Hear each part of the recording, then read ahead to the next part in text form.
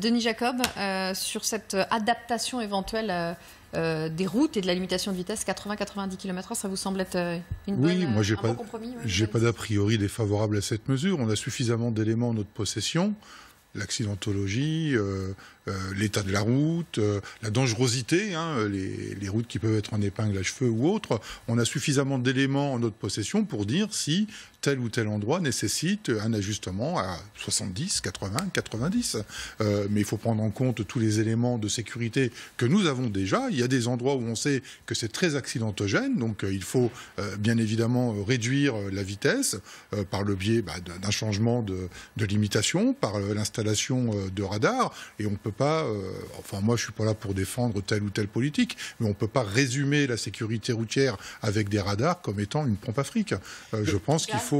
Il y a des commissions qui se mettent en place après chaque accident grave ou mortel dans chaque département où ça permet de réunir les différents services de l'État et donc de voir si c'est une adaptation de l'aménagement de la route ou de la vitesse. Donc ça semble déjà faisable sans être une usine à gaz. Mais ça remet en cause ce qui avait été dit il y a quelques mois, c'est-à-dire que cette mesure qui tombe et qui était très contestée, qui tombait un peu de manière comme un coup près, on voit 80 km/h de partout. Là, ça permet d'adapter parce que certaines routes, c'est peut-être moins de 80 km/h et d'autres, ça va être plus. Sur certaines ça risque même d'avoir des propositions à 70, tant la dangerosité de la route est importante. D'ailleurs, le Premier ministre a précisé qu'il assumait pleinement l'impopularité de cette loi. Il a bien fait de garder un peu, de garder le cap et de garder cette loi-là malgré l'impopularité, parce que là, on voit qu'il dit que les chiffres, les résultats sont... Il en est fier, il est fier des résultats. Moi, je ne vais pas faire de commentaires sur une décision politique. C'est pas mon rôle. Je suis policier, je suis syndicaliste.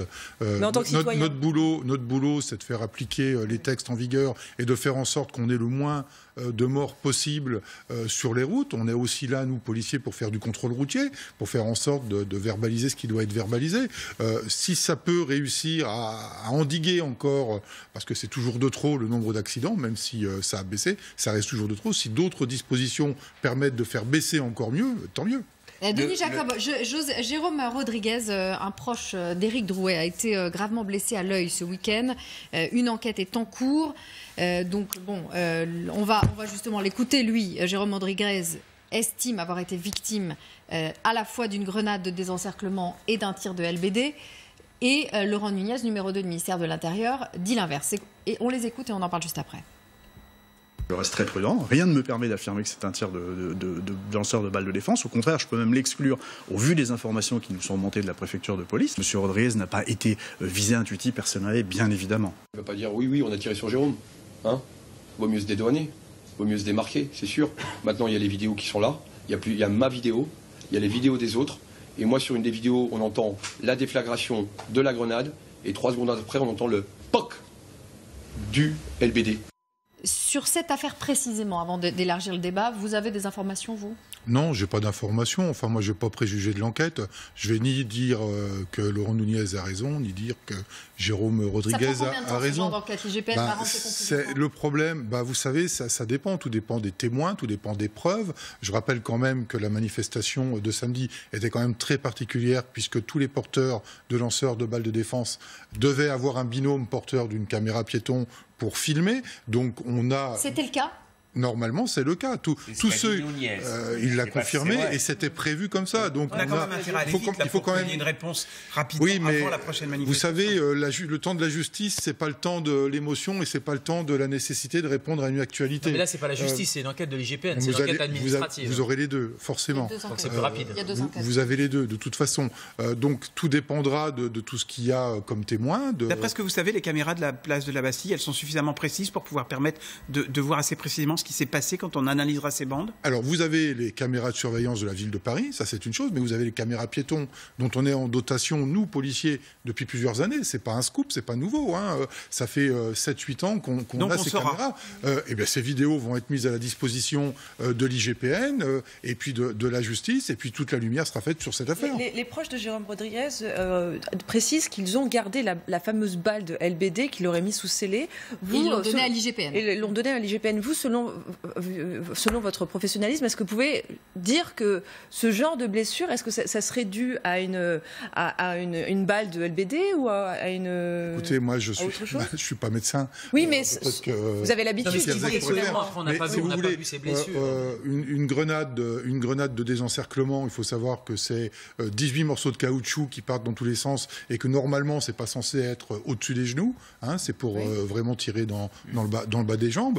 Et puis, le lanceur de balles de défense, voilà, c'est normalement au niveau du buste. Mais après, normalement, il y a interdiction de tirer dans la tête et dans les parties génitales. Mais on a une réglementation très stricte. Il y a une quinzaine de manifestants qui ont perdu un œil. Oui, malheureusement, ça. Pas qu'un œil. Mais ça, il y a un problème de formation. Il y a eu effectivement le souci. Est-ce qu'il y a un problème de formation de la police qui est formée, je crois, une journée pour chaque policier, qui est environ 6 heures. C'est très complexe. Il faut faire la part des choses entre mes collègues qui sont CRS ou gendarmes mobiles qui sont aguerris au maintien de l'ordre et qui font de l'entraînement toute l'année. Et puis vous avez les effectifs de sécurité publique qui travaillent en commissariat, qui eux sont amenés à intervenir sur le maintien de l'ordre de manière ponctuelle et qui n'ont pas une formation continue sur le sujet. Et alors sur les CRS, Denis Jacob, les CRS ont une formation de combien de temps pour ces LBD très dangereuse. Mais les CRS, c'est une formation au quotidien. Permanente. Ils ont des simulations de manifestants, des confrontations. Sauf que là, on est dans un nouveau cas de figure de maintien de l'ordre qui n'est plus le maintien de l'ordre à la française tel qu'on le connaît depuis des années et des années, qui consiste quand même à essayer de contenir les manifestants à distance justement pour éviter les dommages collatéraux humains. Là, on est dans un maintien de l'ordre de confrontation parce que les manifestations actuelles nous y obligent. Des manifestations, je le rappelle, qui ne sont pas déclarées, qui ne sont pas préparées avec les autorités et en plus qui ne sont pas compactes. C'est-à-dire qu'on a différents groupes d'individus, notamment particulièrement virulents et radicaux, qui fait que malheureusement on est obligé d'aller au contact et puis de procéder aux interpellations pour mettre un terme aux troubles à l'ordre public. Dany ? Oui, moi je crois que sur ces armes, c'est vrai que par exemple en Allemagne, en Angleterre, ça n'existe pas. Donc on ne peut pas dire que l'ordre public dépend de ces armes. C'est tout ce que je veux dire.